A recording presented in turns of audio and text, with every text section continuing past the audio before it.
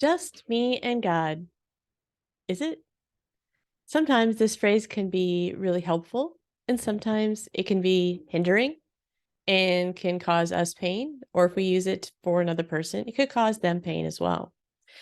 Let me describe what I mean and how that phrase can be helpful or not helpful. There are times when the whole premise of just me and God is really beautiful and powerful. It's like times for me, I think of, sitting out in nature, even though I actually prefer to sit inside. But in my head, I like to sit in nature and hear the birds sing and have a notebook and look at God's creation and just hear from God and take notes. Like that's like this idealized vision. And there have been times when I get away, and it might be indoors, it might be outdoors, where I'm just quiet. I'm reflecting. My spirit is connecting to God, and that is a place of being just me and God and hearing his voice and connecting. It's beautiful. It's wonderful. And we need that.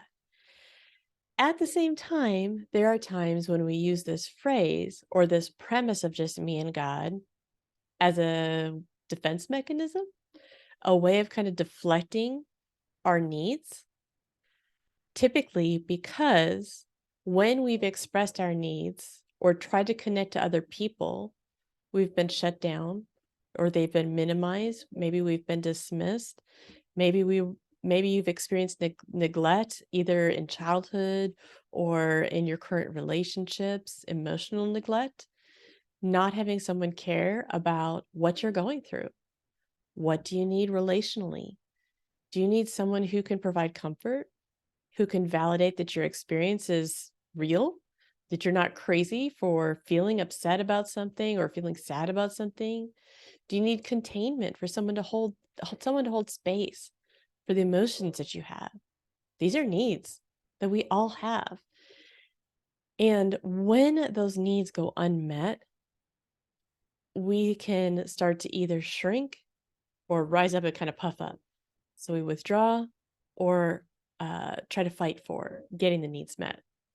And one of the ways that we try to feel okay, I don't think this is the way that we're like purposely trying to do it, but kind of the way that I say that things are going on in the background inside of us. It doesn't feel okay to have a need. It doesn't feel okay to express that need to other people. Hasn't felt safe in the past, doesn't feel like it could be safe again. And so sometimes we might say, I'm doing fine. And just me and God, I'm going to get through this fine. If somebody asks, like, you're going through something and they're asking how you're doing, you're like, nope, I'm good, just me and God.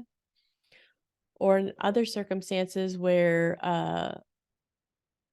somebody is like describing, like they may be sharing kind of a frustration that they've had in a relational conversation of some kind. So it could be friend, could be spouse, could be whoever. But after that, because that need has been dismissed, and another reaction that I hear from people is, I don't need them anyway. Just me and God, we're going to be good. We're cool. And my heart hurts a little bit for them. I feel sad. I feel frustrated too, because I believe that God is always drawing us closer to Him. And one of the ways that He does that is through other people. And so that protective mechanism comes in when we don't feel safe and we say, nah, I don't need that anymore. It's just me and God. Because God's not going to reject us. God doesn't reject us. Maybe feels like it sometimes, but He does not reject us. He is safe in that sense that He loves us completely. He meets us where we are and wants to bring us into new places of healing and growth. So it sounds really good sometimes to just say, yep, just me and God, we're all good. And yet, the very way that we may need the very way that God wants to meet a need that we have to feel better, to feel less anxiety, to feel peace, is actually how God works through other people. So when we cut off that by saying just me and God, we're kind of cutting off an opportunity for God to use other people. And even even when we're not getting our needs met, but sometimes God uses other people in their not so kind ways.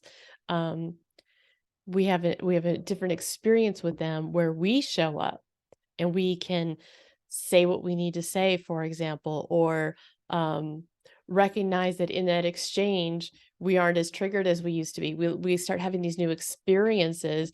And so, even though they didn't provide a need for us, wasn't coming in for us like this, we had a new experience that doesn't happen if there isn't another person involved.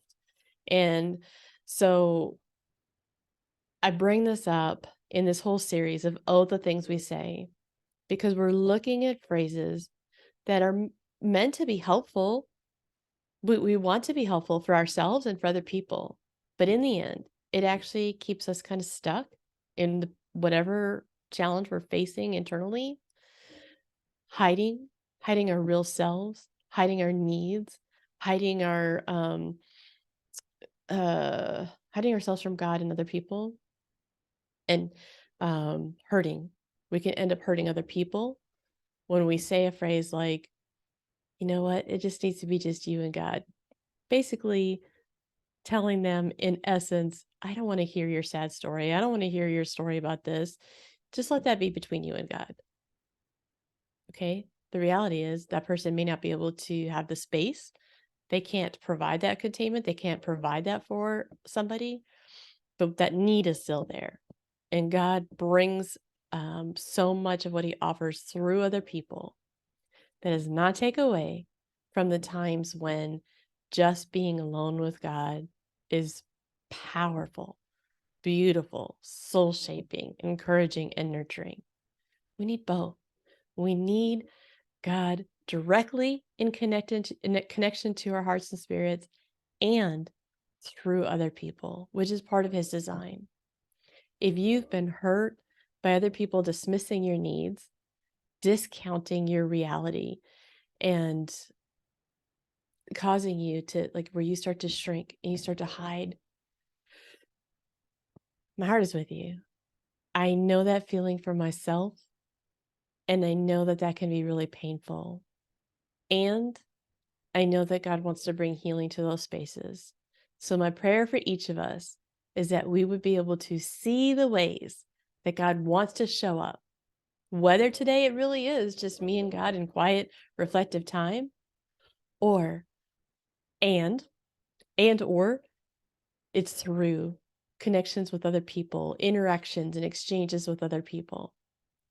May you see, may you receive all the ways that God wants to reveal more of Himself and more of His goodness in you and through you and for you. Take care, friends.